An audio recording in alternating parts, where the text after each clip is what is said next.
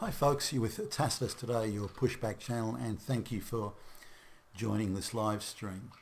In this chat I'd like to talk about concepts of power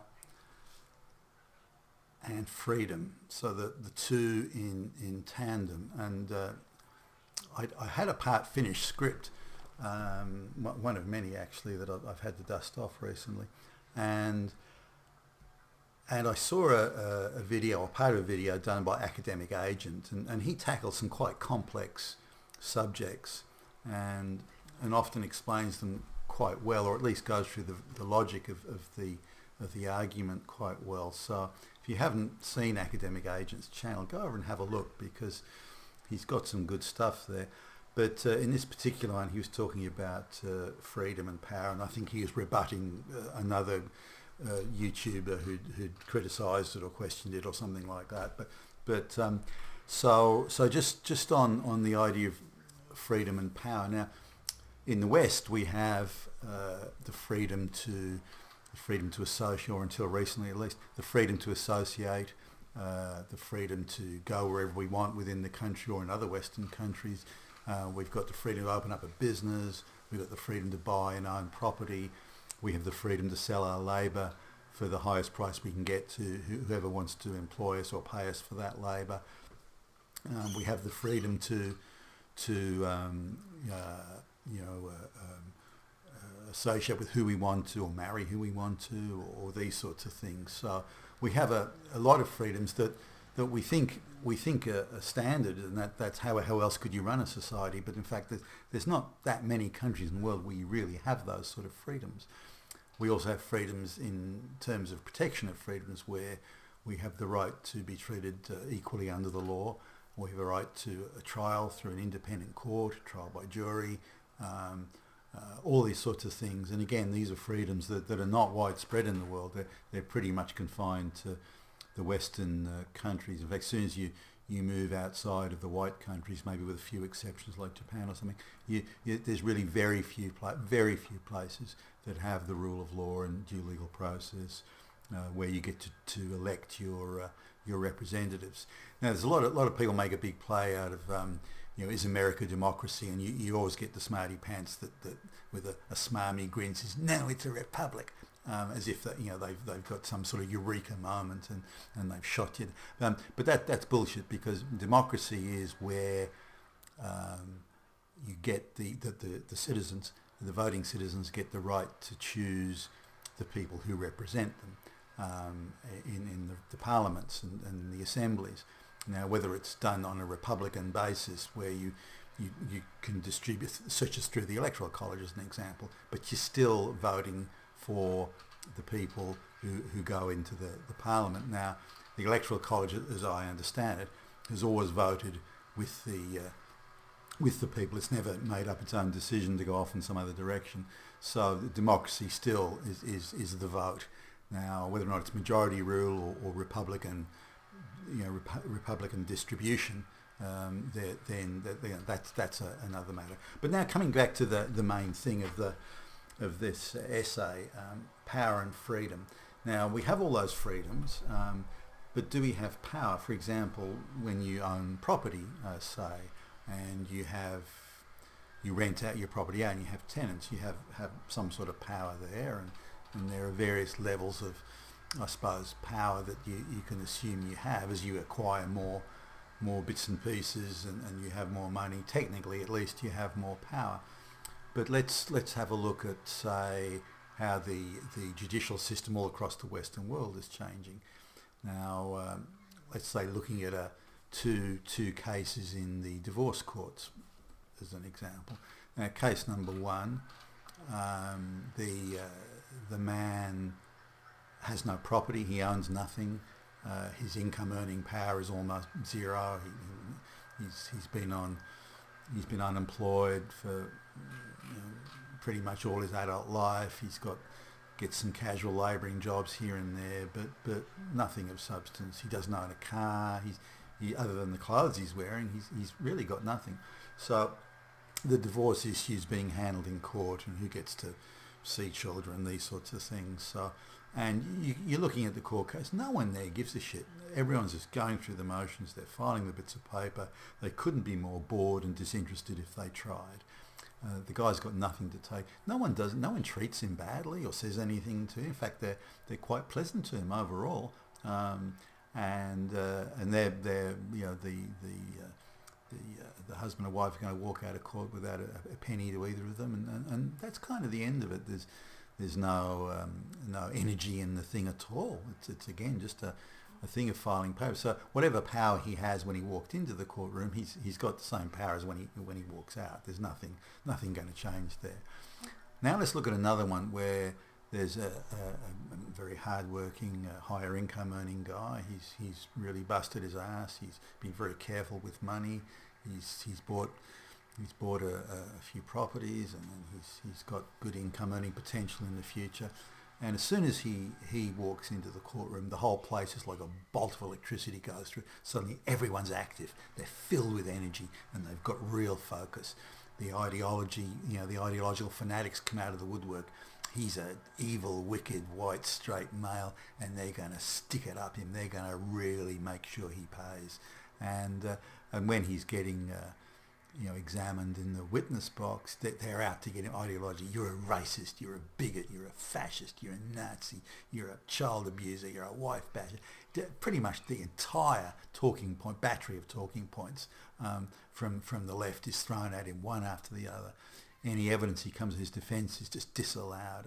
Any assertion made by any of the ideological fanatics, any assertion made, evidence or not, it doesn't matter. It becomes fact.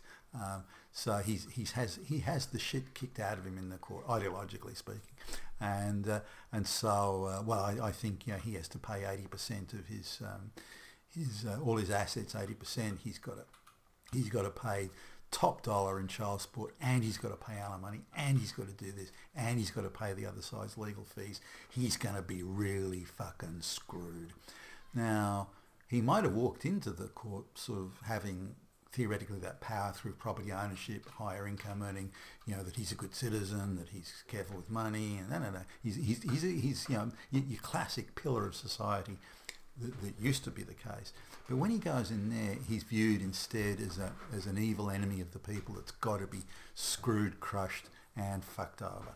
And that's exactly what they do, and they're able to get away with it.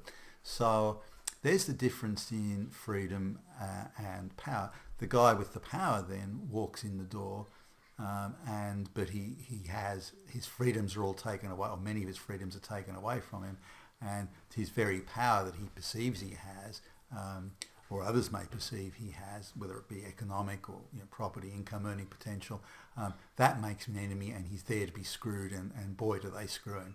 So he walks out the door with, after he's paid all fees and this and that, lawyers and everything, he walks out the door with probably not much more than the guy who came in earlier who had absolutely nothing and will never have anything.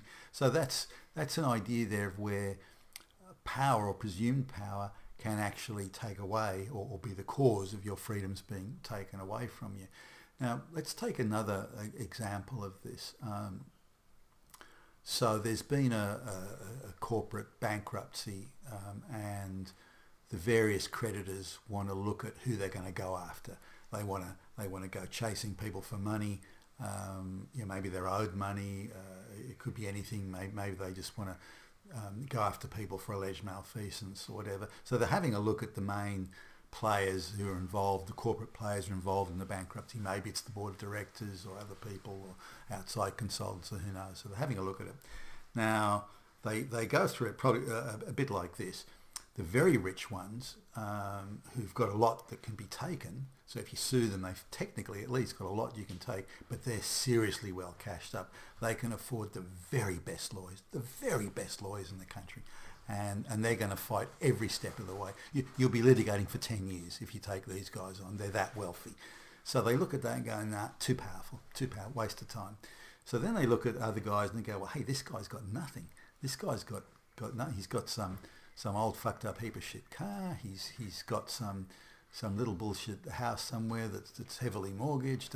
His net worth is a couple of nickels and a couple of dimes. It's not worth the cost of chasing that guy. So that guy's freedoms are intact because he hasn't got anything that's worth taking. The rich guy's freedoms are intact because he's got so much money he can defend those freedoms. And not only that, if you go after him, he's going to have private investigators looking at you, and he'll come after you because he's got so much in the way of resources. So it's not worth taking on that guy. But the guys in the middle, they've got something, they own some things, but they don't have enough cash resources and financial resources to really make a big fight out of it. So you look at the budget you've got prepared to go after these guys, and you say, okay, we've probably got more money than they've got, and if the guy does fight us all the way, he'll bankrupt himself anyway. So he's got a choice of bankrupting himself by fighting us or giving us a good slice of what he's got, and then we'll leave him alone. So it's a shakedown in effect. But so as they're looking at that, so the guy who hasn't got enough money to protect his freedoms, he's got freedoms and he's got some power, but he hasn't got enough to protect it. He hasn't got enough to fight them when they come after him. So in effect, he's got no freedom. He's got to cut a deal with them, a deal that suits them and they're prepared to accept. And then he walks away with whatever's left, which is a lot less power, and he has his freedoms, of course, removed temporarily at least while they're going after him. Now, he may have a chance of building that back up later, but it depends how old he is. I mean, he could be in his 40s or 50s. It's harder to start from the beginning when you're older. It can be done, it's just harder. So this is, when we look at freedom, we need to understand that freedom occurs at many levels, socially, legally, financially, the ability to sell our labour to someone prepared to pay a lot of money, and so on. So there's some examples there. Now let's go and look at the concept of power and ownership, say, that would be seen by the equal outcomes social justice mob. Now, and I've spoken to a lot of black people about this and employed black people and supervised them and watched them go off the rails and tried to talk them back onto the rails, that sort of thing. But it seems to come back to a basic thing. They say, well, white people have got so much. Black people don't have that much. I don't have that much.